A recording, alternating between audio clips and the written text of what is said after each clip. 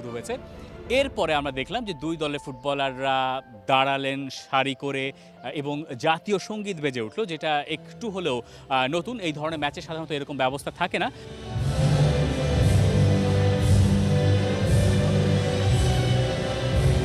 তবে সম্ভবত Bangladesh football federation চেয়েছে যে ফুটবলাররা বাংলাদেশ জাতীয় দলের জার্সি গায়ে চাপাবে বলে স্বপ্ন নিয়ে নিজের গাটের পয়সা খরচ করে এই পর্যন্ত এসছেন এবং ফুটবল পরীক্ষা দিচ্ছেন রীতিমতো। এটা একটা এসএসসি, এইচএসসি বা ভর্তি পরীক্ষার তুলনায় কোনো অংশেই হয়তো কম নয় এই ফুটবলারদের কাছে।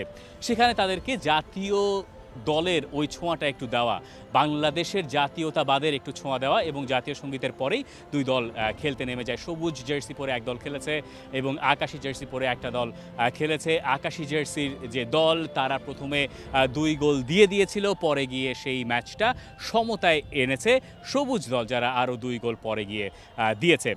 এবং ওই ম্যাচেও বেশ কজন ফুটবলার নজর কেড়েছেন খুব স্বাভাবিকভাবেই। স্পেশালি একজনের নাম বোধহয় নেওয়াই যায়, বিতোষক চাকমা, যিনি